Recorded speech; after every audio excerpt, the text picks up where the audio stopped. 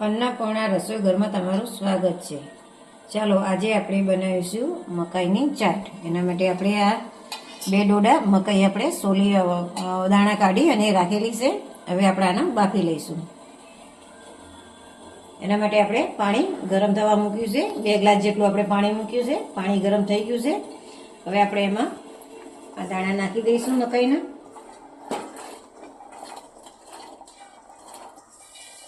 આપણે American corn લીધા છે। જો તમારી જોડે ફોર્જન હોય તો તમે લઈ શકો છો। મિક્સ કરી લઈશું।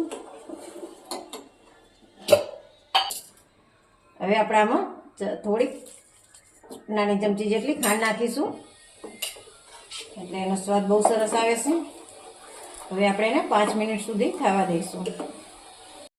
ચાલો આપણે જોઈ લઈએ, મકાઈ થઈ ગઈ છે। જો મકાઈ સરસ થઈ ગઈ છે, ફૂલીને બધી ઉપર આવી ગઈ છે, એટલે આપણી મકાઈ સરસ બફાઈ ગઈ છે। હવે આપણે આને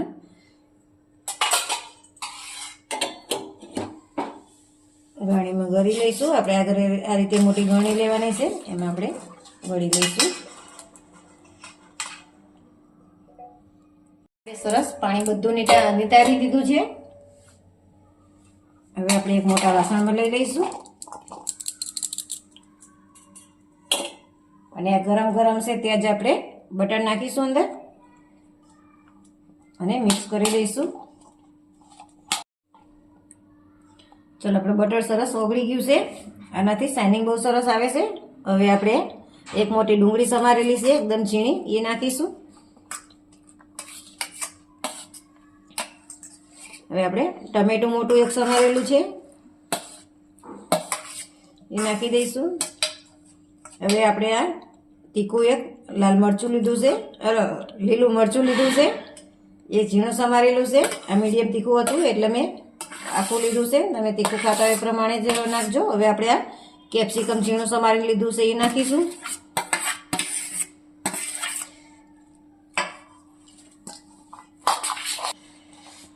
હવે આપણે મિક્સ કરી લઈશું।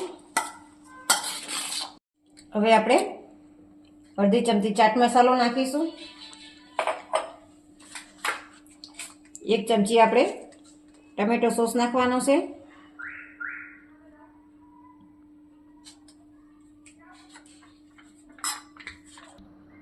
હવે આપણે 1 ચમચી રેડ ચીલી સોસ નાખીશું।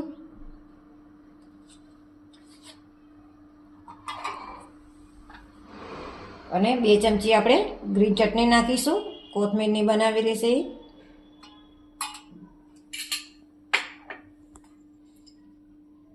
તીખાનો પાવડર થોડોક નાખીશું, અડધી ચમચી નાની।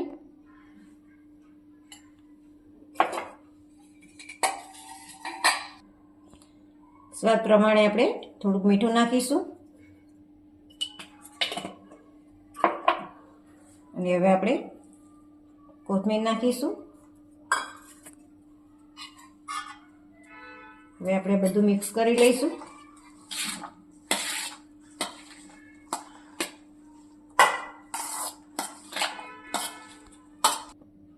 હવે આપણે મેગી મસાલો નાખીશું, અડધી ચમચી જેટલો।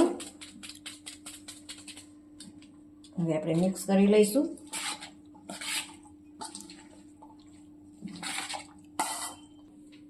ચલો આપણી મકાઈની ચાટ તૈયાર છે।